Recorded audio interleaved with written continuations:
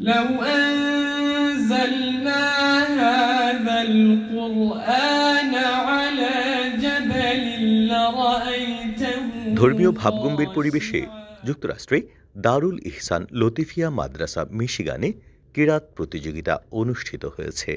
এতে মিশিগানের ৬০ জন প্রতিযোগী অংশগ্রহণ করেন।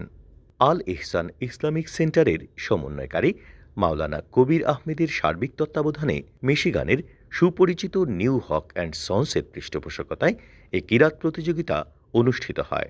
উক্ত অনুষ্ঠানে কারি নাজমুল হুদা রাফির সঞ্চালনায় বিচারক হিসেবে উপস্থিত ছিলেন আল মিসবাহ ইনস্টিটিউট ওয়ারেনের উস্তাজ শেখ জুবায়ের আহমদ, অধ্যক্ষ হাফিজ মাওলানা ফখরুল ইসলাম, মাওলানা কারি বেলাল আহমদ, কারি নজরুল ইসলাম অপু ও কারি হাফিজ আব্দুল মুকিত।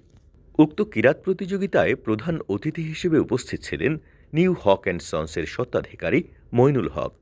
বিশেষ অতিথি হিসেবে উপস্থিত ছিলেন কাজী হুজাইফা আহমদ চৌধুরী ফুলতলী, অ্যাডভোকেট মুজিবুর রহমান শাহিন, সুনামগঞ্জ জেলা সমিতির সভাপতি গোলাম কিবরিয়া চৌধুরী, হাজী বজলুর রহমান, ছাতক সমিতি মিশিগানের সভাপতি রাইসুজ্জামান চৌধুরী মুকুল ও আইডিয়াল ইসলামিক সেন্টারের ট্রেজারার আব্দুল বায়েস খান।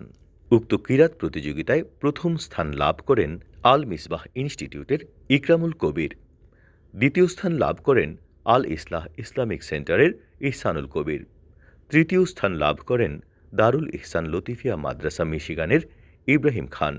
এছাড়া ফাইনাল রাউন্ডে অংশগ্রহণ করেন সৈয়দা ফাতেমা জাহরা, হাসির আহমদ, ওয়াজিহা ইশরাত, জয়রব সাঈদ, মুহিবুর রহমান, তাওহিদ উদ্দিন সাবিত খান, তাহজিবাহ সাঈদ ও ইয়ামিন রহমান।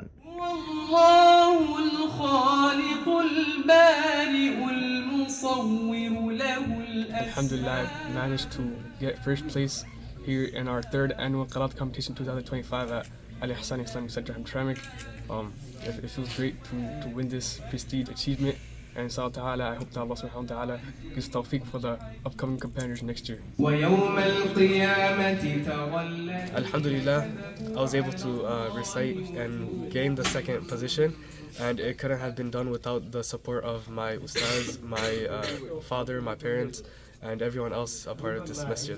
ব্যতিক্রমী এই অনুষ্ঠানের প্রশংসা করে নিউ হক অ্যান্ড সন্সের স্বত্বাধিকারী মইনুল হক বলেন, ঘরে ঘরে পবিত্র আল কোরআনের আলো ছড়িয়ে দিতে এরকম আয়োজন খুবই উপকারে আসবে।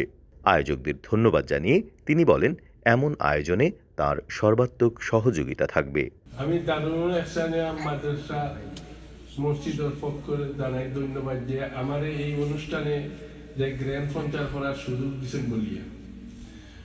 এই অনুষ্ঠানটা আজকের থেকে প্রায় 5 বছর আগে আমি আমার হুজুর ফখরুল ইসলাম ভাই, কবির ভাই, রাফি সহ আমরা বইয়া আলাপের মাধ্যমে শুরু হয়েছে প্রথম ছোটোর থেকে।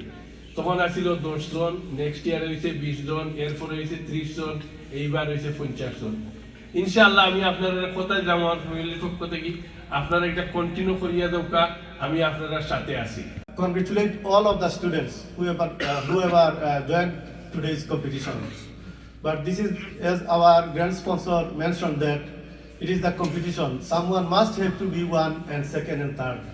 But it is very difficult to find out the students who is going to be first. That's why today I was not a judge. That's why today we bring the judges from our Al Misbah Institute. As you know, he is the Ustaz Sheikh Abu Haidar Muhammad Zubair. He is also world-class Sheikh. Also our another judge, Hafiz Hazrat Maulana Fakhrul Islam Principal Al Misbah Institute.